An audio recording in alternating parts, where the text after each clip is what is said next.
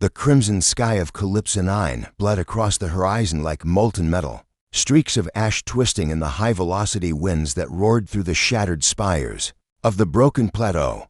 Below, a labyrinth of jagged rocks and fissures stretched, for miles a testament to the planet's relentless tectonic upheavals and chemical storms. Few worlds bore the moniker Deathworld, but Calypso 9 wore it with brutal pride. To most, it was a graveyard. To Kara Vertil, it was home and her finest forge. Kara stood on the rim of the rift of echoing screams, her silhouette sharp against the molten veins of magma that pulsed like bleeding arteries. The rift's name came from the way the wind howled through its depths, carrying with it the desperate cries of ancient explorers' voices forever trapped in the canyons. Tortured wind currents. Kara had heard the stories as a child, told around flickering campfires by scavengers daring to harvest ores from the canyon walls. She'd laughed outright, to her. The canyon screams were the song of opportunity. At 17 standard cycles. Kara's body was a map of scars and calluses. She flexed her black soot-stained fingers, each knuckle thick with hardened skin earned from climbing acid-etched spires and wrestling scaled predators twice her weight. Her midnight hair, cropped for practicality, whipped across her cheekbones in the gale as she closed her eyes, breathing in the sulfur-tinged air. Even the acrid stench felt comforting, a reminder that every breath was won, not given. A crackle buzzed in her earpiece. Vertil, Instructor Mala's voice came clipped and urgent, static dancing beneath the words. Repulsor Bay, 5 minutes, move. Kara opened her eyes, the deep violet irises catching the dying light. She gave the canyon one last gaze, a silent nod of respect, and sprinted along the narrow ledge. Her boots, forged from reinforced graphene, left glowing tracks on the obsidian rock. She vaulted over a collapsed archway and dropped 20 meters down into a narrow chute, the wind nearly tearing the comm unit from her belt. With a roll and a burst of magnetic grapplers embedded in her palms, she arrested her fall moments before impact. Behind her, the canyon's howl receded as she entered the subterranean transit tunnel, one of the countless vortices that connected the highlands to the planet's industrial complexes. Flashing railcars hurtled past on anti-grav rails, each warning pulse illuminating the graffiti-scarred walls. Death to the machines. One defiant tag read, another, only the strong survive. Kara smirked. On Calypso 9, that was no slogan, it was law. The transit ended with a heavy steel door that hissed open, revealing the repulsor bay, an immense chamber bathed in stark white light. Hundreds of levitating platforms hovered in precise grids, separated by glowing force field walls. At the far end, an alien figure drifted, its 6 limbs folded in apparent calm. The Extrian delegate's carapace shimmered in iridescent hues, purples, bleeding into emerald greens, each scale as hard as forged diamond. Massive compound eyes tracked Kara's entrance, clicking in a rhythm that suggested both curiosity and caution.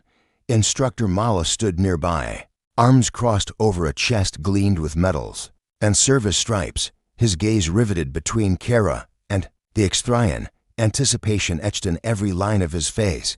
You're on time, Deathworlder, he said, voice tight with excitement.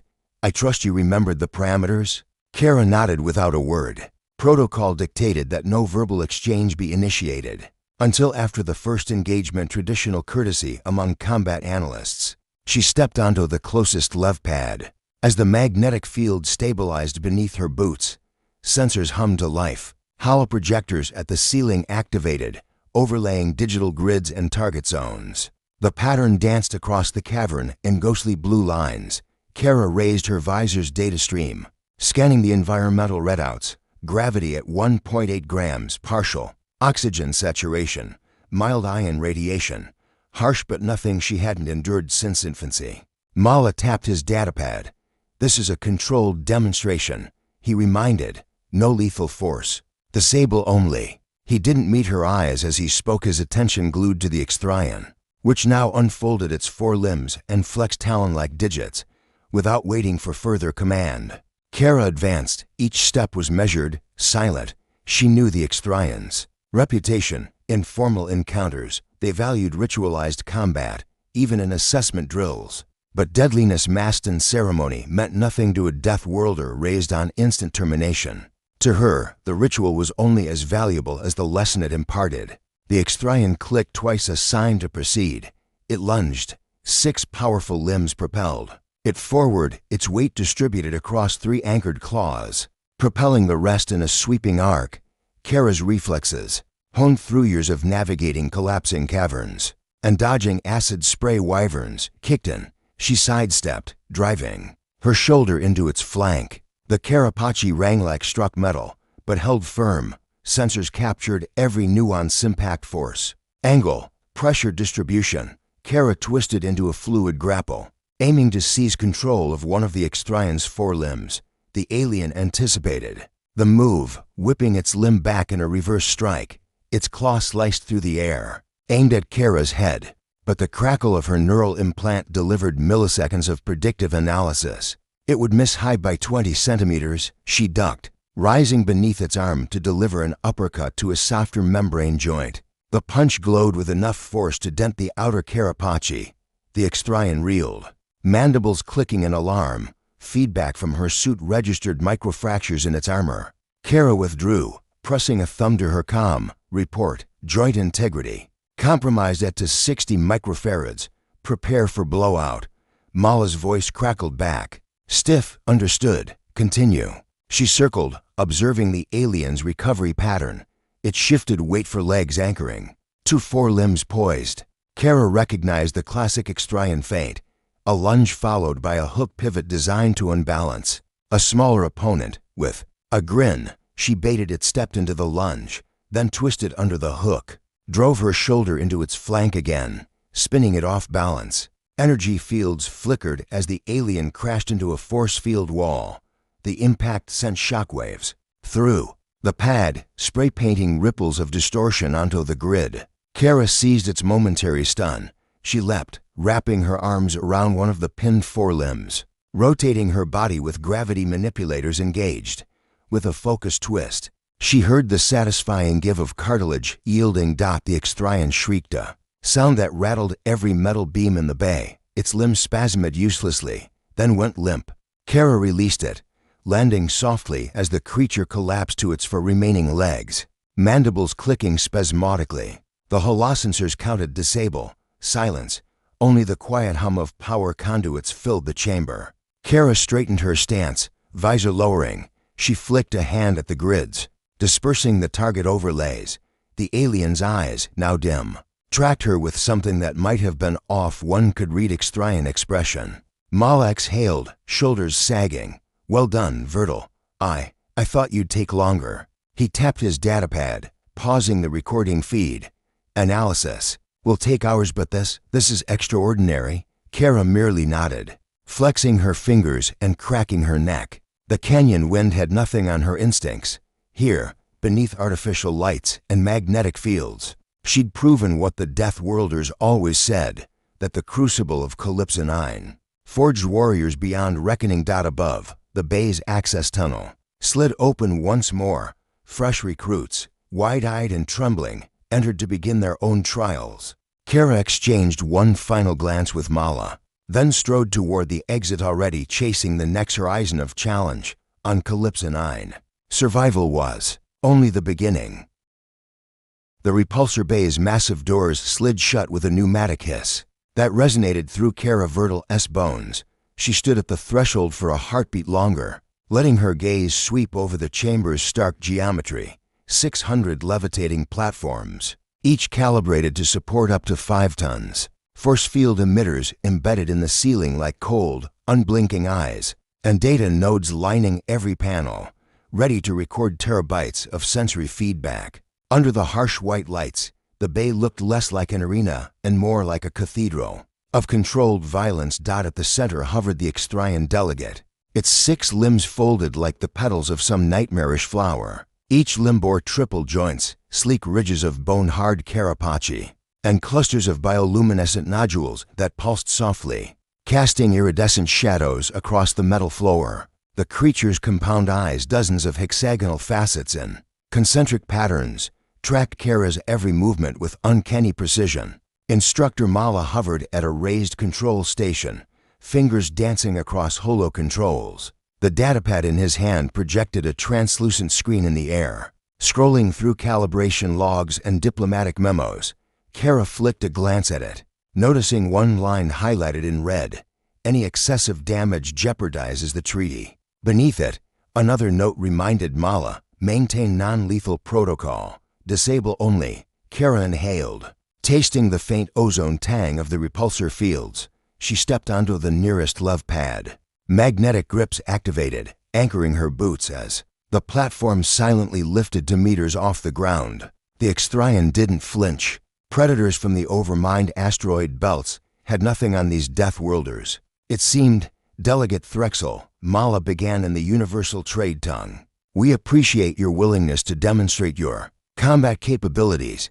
Our goal is mutual understanding, not annihilation. His tone was respectful, yet firm, an echo of the Coalition's careful diplomacy. Threxel's mandibles clicked in response. The sound was deep and rhythmic, more language than mere expression. Kara had studied Extrian linguistics. The clicks varied in tempo to convey intent, nuance, even emotion. This pattern translated roughly as, I stand ready. Mala tapped a control, and a portal of swirling blue light blinked into existence, between them a holoprojector bringing up a schematic of the bay's geometry and heat map overlay showing probable strike zones. Kara watched the projections dance mid-air, then Mala deactivated them. For your demonstration, he said, no holograms. Pure instinct. Kara nodded, pulling her visor down. The HUD shifted to thermal tracking and microseismic readouts. She flexed her fingers, muscles coiling beneath dark skin. Every fiber of her being hummed with anticipation. Without further preamble, Threxel unfolded two of its forelimbs, raising them in a gesture that mimicked a combat stance. Kara recognized the signal for initiate. Suddenly, the bay's gravitational dampeners kicked in, reducing gravity by 10%.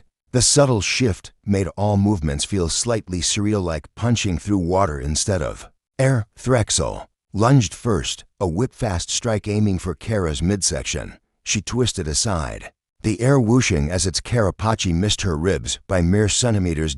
In one smooth motion, she advanced, driving her shoulder into its unarmored flank. The carapace rang like a struck gong, and sensors recorded a 7.4 megapascal impact. Threxel jerked, staggered but didn't fall. Instead, it spun, claws sweeping in a wide arc. Kara backstepped, boots leaving scorch blue streaks on the force field barrier. Mala's voice crackled in her ear. Remember, disable, don't destroy. She closed the distance again, sliding beneath one of its rear limbs, arms tensed for a grapple. Threxel anticipated the move, pivoting on three hind legs and raising a foreclaw to strike at her solar plexus. Kara met the blow with her forearm composite, armor absorbing the shock, and seized its wrist joint. The bioluminescent nodules flared bright, as if in pain, then dimmed to black. Sensors indicated a sharp drop in joint articulation. Microtendons were tearing. Kara released instantly, somersaulting back to maintain distance.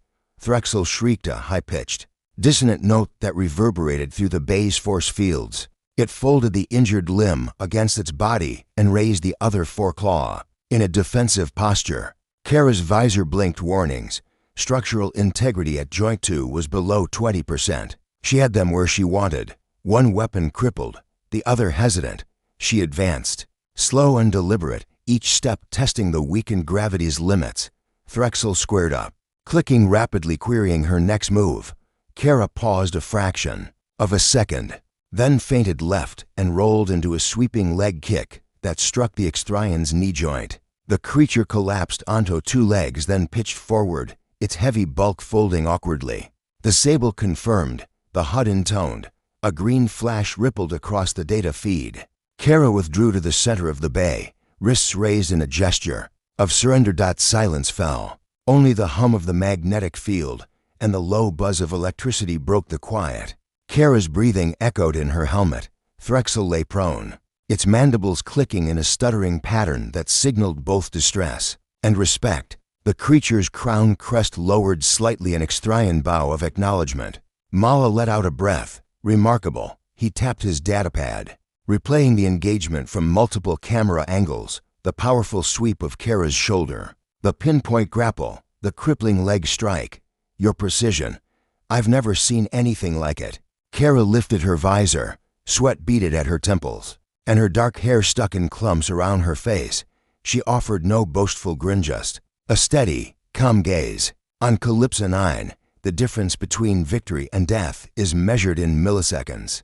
Threxel's clicking slowed, then resolved into a single long click. Kara understood. Your demonstration is adequate. It paused, then emitted a softer series of clicks. I did not expect such speed. Mala stepped down from his platform and approached both Kara and the fallen delegate. He placed a hand on Kara's shoulder. You've shown them the might of the Deathworld legions and why our forces must remain wary. He turned to Threxel. And you, delegate, have shown us the resilience of the Extrian race. Even when pressed to your limit, a new holoscreen flickered to life above them, projecting the latest draft of the provisional truce terms. Kara glanced at the bright blue lines of text. Joint training exercises, mutual disarmament protocols, integration of combat analytics. She knew these clauses would be debated endlessly by politics less concerned with survival. Then posturing. Threxel's clicking pattern shifted once more, this time contemplative. Kara felt an unexpected ripple of kinship. Both of them sprung from worlds of harsh extremes, both shaped by environments that brooked no hesitation. She extended a gauntleted hand. Threxel hesitated, then gingerly placed one claw against her palm. The contact was cold, armored, but the gesture held warmth all the same. A silent pact, forged not by diplomacy, but by shared understanding of what it meant to fight for life itself. Above, the bay's lights dimmed, and the holo-projector froze the treaty text mid-scroll. In that instant, a bridge was built between two species, not with words, but with the universal language of tested steel and iron resolve. And beneath the humming fields of the repulsor bay, Kara felt the first flicker of hope that even Deathworld blood could sow seeds of peace. The holo-lights in the repulsor bay dimmed to a muted blue. As the magnetic platforms quieted their gentle hum, Kara stood alone at the center pad, heart steady, senses on high alert. Across from her, the Extrian delegate, Threxel, had recovered enough to rise, though only on four legs now. One forelimb visibly twisted at an unnatural angle. The arena felt suspended in time, the moment pregnant with expectation. Would the creature flee in pain or advance to test its remaining arsenal? Instructor Mala hovered on the perimeter, jaw clenched but voice calm. Remember the parameters. One strike each, disable only. His datapad glowed with readouts of joint flexibility, bioelectric feedback, and microfracture thresholds. Kara's visor overlaid the same data in her sight. Threxel's injured limb was at 23% integrity. Its overall combat readiness flagged in orange. She inhaled slowly, tasting the recycled air rich with ionized particles. Without warning, Threxel's remaining foreclaw snapped upward in a mocking salute, a challenge in Extrian form. Kara responded with a measured bow of her head, then straightened. The bay's gravity regulators kicked into overdrive for a microsecond, simulating a sudden-to-point-to gram surge meant to test adaptive reflexes. Kara's boots sank into the pad briefly. Then she twisted one way as Threxel lunged the other. Metallic whine of servos hummed through her suit as she countered with the precision of a Deathworld predator. The creature's talon clipped the edge of her forearm guard, slicing a shallow furrow through composite plating. Sparks blossomed, dazzling blue and white, then extinguished as Kara's elbow snapped upward. Time dilated. The sensors registered the strike's G-force at 12.7 megapascals per square centimeter. Delivered in under 0.0 seconds, her gauntlet locked around the Extrian's joint, fingers slipping into the narrow gap between Carapace segments. The sound echoed like bone on iron, a high-pitched crack followed by a grinding rasp. Threxel's scream cut through the bay's hum, a shockwave that rattled holoprojectors and sent ripples across the force field walls. Antennae quivered, bioluminescent nodules flickered erratically, and one entire facet of its compound eye clouded white with pain. The creature crumpled, its once potent weapon dropped uselessly by its side. Instructor Mala's hand shot toward his stunner, but he froze mid-gesture. The moment had already passed. Kara released the crushed joint, stepping back onto the pad's center circle. Her chest rose and fell in even, controlled rhythms. Dark hair clung to her temples in damp strands. She watched Threxel writhe, mandibles clicking spasmodically as nanobot injectors deployed from its armor. To begin emergency repair, electrosensors flared green. Disable confirmed. The display blinked out after a heartbeat, leaving only Kara's silent figure and the faltering Extrian. The bay's lights gradually snapped back to full intensity. A tense pause followed, the kind born of violence so swift it bordered on myth. Mala exhaled, the sound carrying across the pad. By the stars, he whispered. You. He shook his head, nearly losing his composure. I never saw it coming. His datapad scrolled the playback. In slow motion, the hyper-focused strike, the lethal torque, the rolling submission. Kara watched the replay as dispassionately as she would review any other training run. On Calypso 9, she said softly, voice cracking only with controlled effort. We learn to act before instinct can register a threat. We survive by denying. The moment to hesitation, she flexed her right arm, testing the spring tension in her exosleeve. Nothing hurt.